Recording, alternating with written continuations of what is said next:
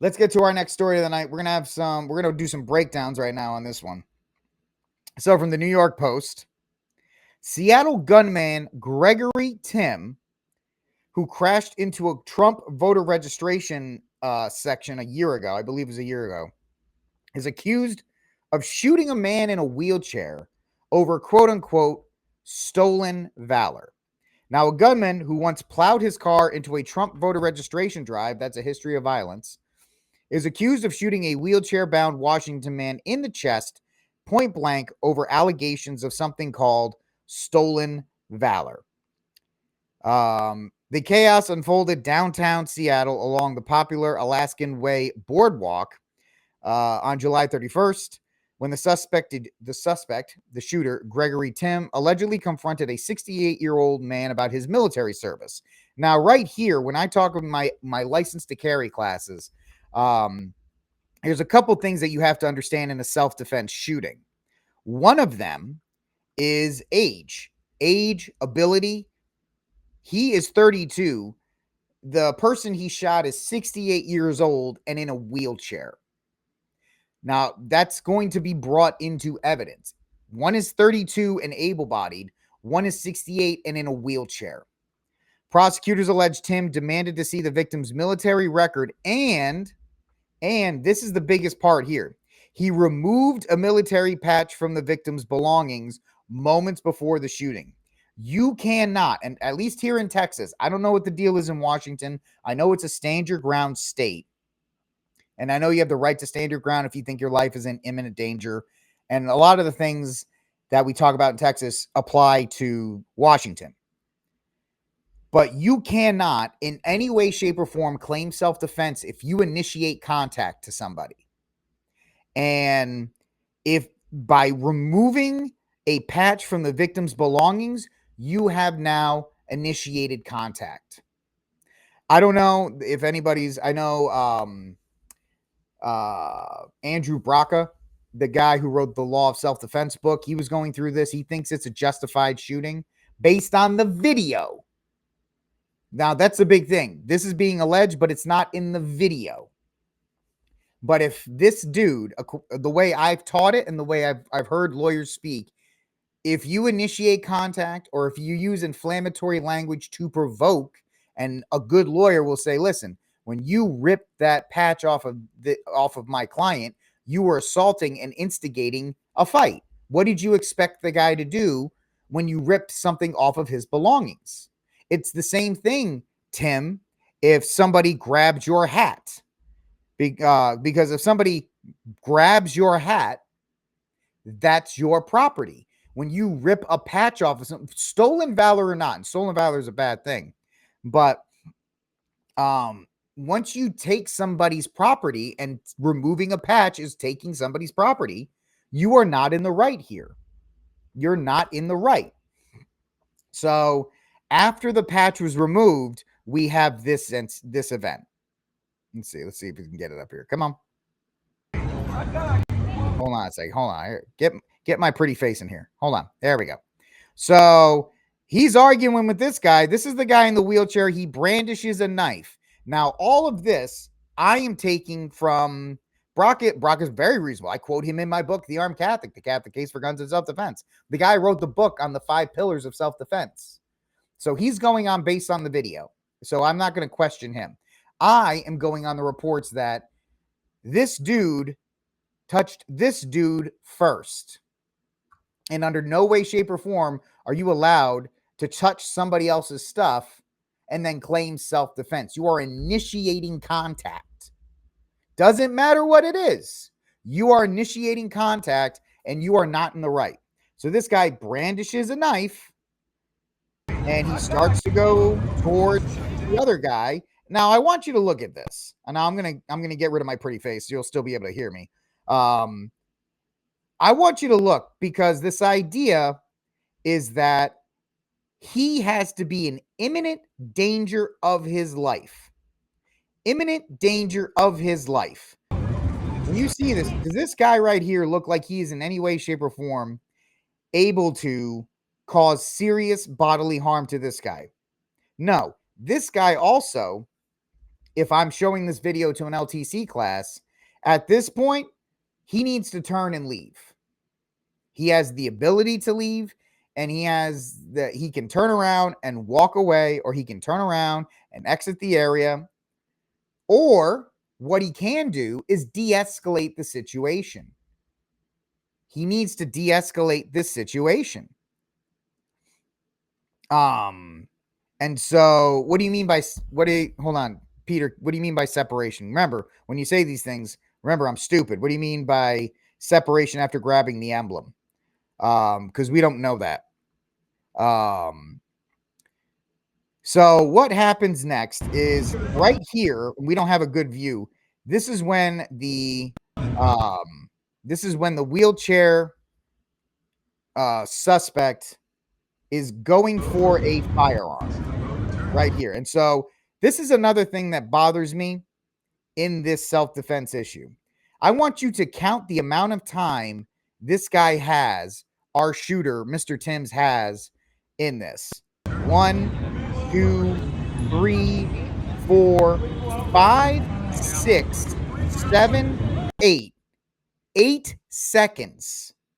There are 8 seconds between the time that this is done to the actual shooting. If I'm the prosecutor, I'm going to light this dude up. 8 seconds? Where is the immediate threat? Now, if he reinitiated contact, it doesn't matter because Gregory Timms initiated. Gregory Timms initiated contact. That's the big thing in these, from what I know, and I'm not Andrew Braca. He's much smarter than I am. But if you initiate contact, you cannot claim self-defense. There's an 8-second, almost 9-second gap that this dude had, which is why I'm not a fan of off-body carry. Look how clumsily he went for that. If he was truly in imminent danger of his life, he would have been dead.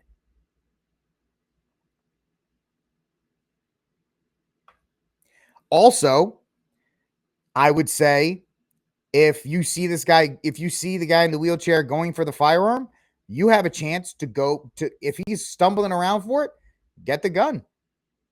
Remove the gun from him if you're in that immediate danger for your life. But the fact that he is moving back, creating separation. By the way, look at all these people just looking, just hanging around looking at it, waiting for it. Now we're going to kind of fast forward through here because we don't want to actually watch it. And so he's, of course, he jammed the gun, has to re-rack around. Show me your ID. Pull a fucking gun on me. Sorry for the language. Showing ID at this point is kind of stupid to say. Now, this is what people are going to say as far as, listen. Show me your ID. Pull a fucking gun on me. Sorry. Pull a fucking gun on me. Now he reholsters the weapon. I tell people not to do that. We need to see, I think we need to see the wheelchair guy. I apologize? First of all, he doesn't understand that what he needs to do is shut his mouth. Because I apologize is going to get used against him in court. If I'm the guy in the wheelchair's lawyer, I'm going to be like, why are you apologizing? If you were going to apologize for the incident, why'd you shoot him? Now, let's see if we can get the guy that, hold on. It's very quick. But there we go. This is where people are saying it's a holstered firearm. You can't, now I'm going to give them that. It's a holstered firearm. And there's no red tip on it. You can't tell it's an airsoft gun. There's a lot of things that are there. I'm not opposed to somebody. There was the incident in the Houston taco shop a couple years back where a kid took a toy gun into a taco shop and was robbing people. And it looked real. There was a license to carry holder in the taco shop, and he ended the threat with the kid. That was a toy gun. I have no problem with people defending themselves in that situation. There's a lot of things I think is wrong here with this guy's execution of this entire thing. I don't think it works. I'm on record, and I could be wrong. I'm not a lawyer. I don't even play one on TV. I got a 140 on an LSAT one time. That I don't think. Yeah, his camera work is terrible.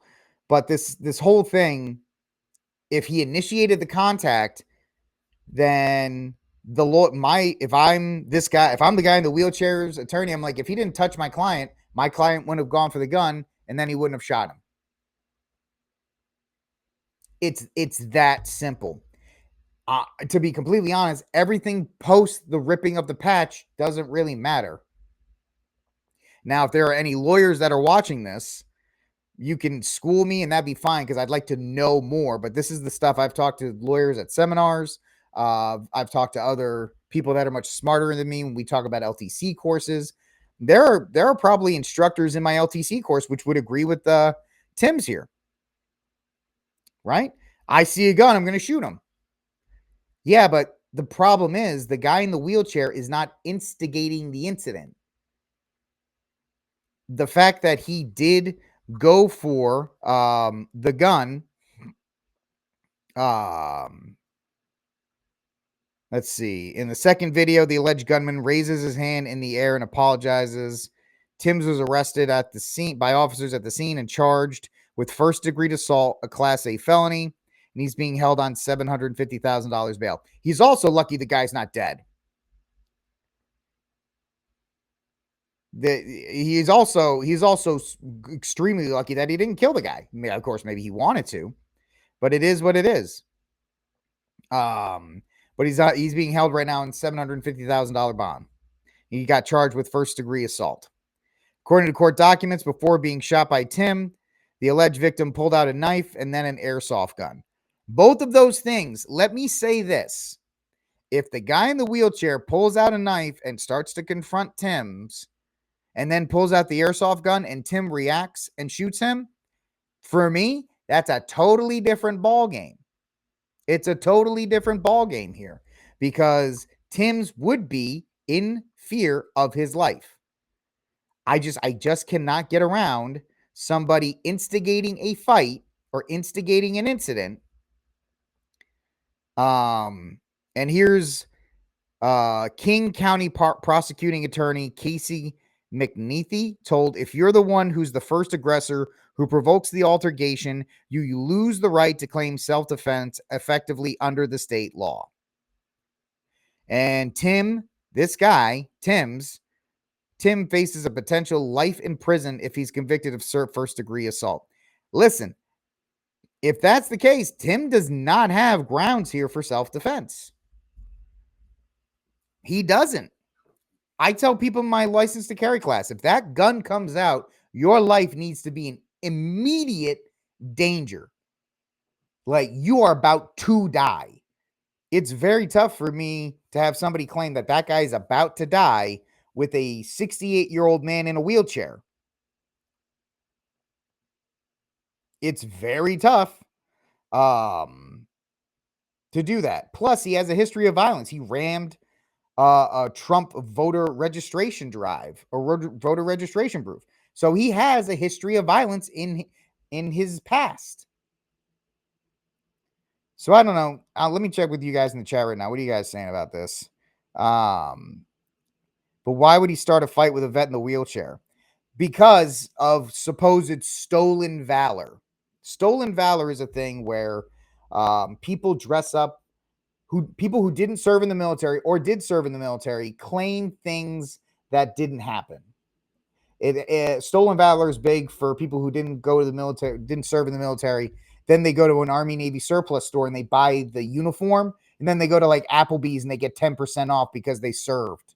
Or they walk around pretending they served. That's stolen valor. Or like Tim Kennedy, who claims to have 15 Purple Hearts when he actually doesn't have any. That's an example of stolen valor. You're inflating what you did. So this guy Timms apparently thought this man in the wheelchair This guy thought that the guy in the wheelchair was some kind of stolen valor. And so he initiated this entire thing. Yeah, like Tim Waltz, exactly. A Tim Waltz situation is an example of stolen valor. So, yeah, attention seekers. You guys are completely right. So, if anybody in the gun community thinks I'm wrong, let me know. I'm open for a debate, but I cannot get behind anybody using a firearm who initiates contact. I'm sorry, them's the rules. My line of thinking that I explain, it's not legal doctrine or justification, but people will say, listen, you started this fight because you knew you had a gun and you wanted an excuse to use it. You had a gun in your backpack. You knew, because that's what I tell my LTCers, you know what's going to happen if this escalates, if this conflict escalates to the point where you have to take your gun out. It is upon you. It is incumbent on you as the person who's carrying a firearm to de-escalate the situation, to walk away from the situation, to avoid to do everything in your power to not take that gun out. Just because you have a license to carry, and just because you have a gun, and just because you live in a self-defense, a stand your ground state, does not give you are not John Wick or John Wayne or any John that you think you're better than everybody else. Where am I wrong? I'm inviting the debate, Mark. Please tell me what is not true about my statement, because I'm on pretty solid ground here.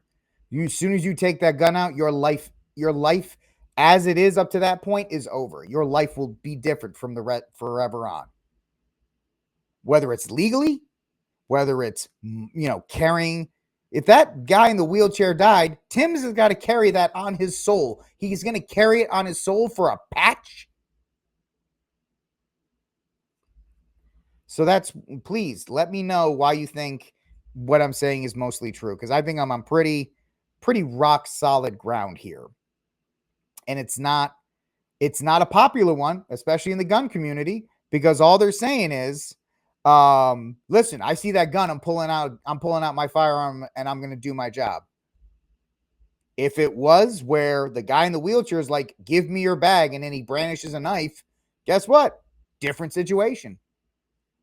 You slap the hat off of somebody's head and they attack you and you shoot them, you still started it because you knocked their hat off of their head.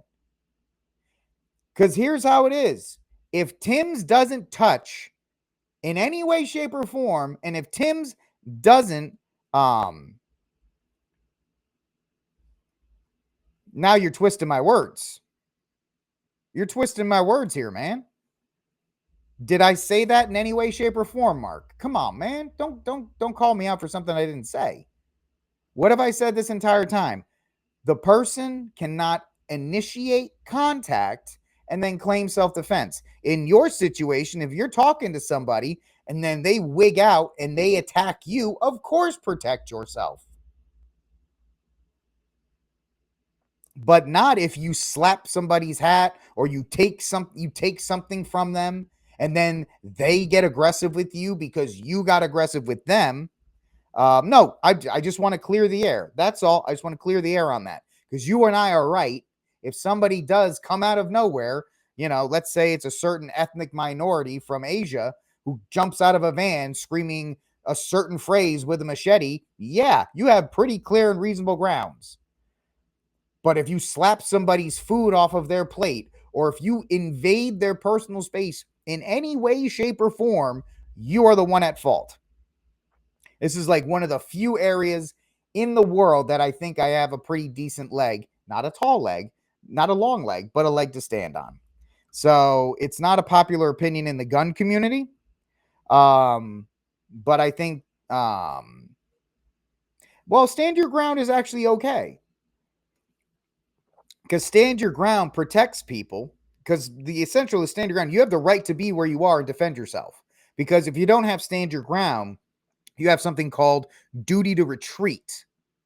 Like in the state of Rhode Island, where I'm from, my original home, the state of Rhode Island has something called a duty to retreat, which means if somebody breaks into your home or if somebody breaks into your car or they come into your work, you have to retreat. You have to leave. You have to continue to fall back. You don't have the right to defend yourself.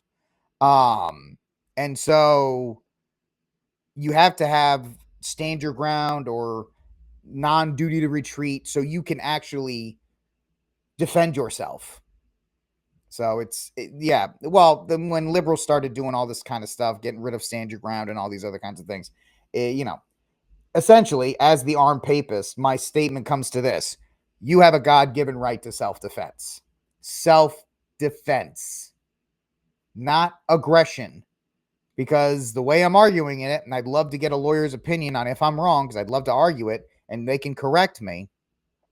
No immediate danger, because he started that fight. It's the same thing that happened in Frisco. Because the kid said,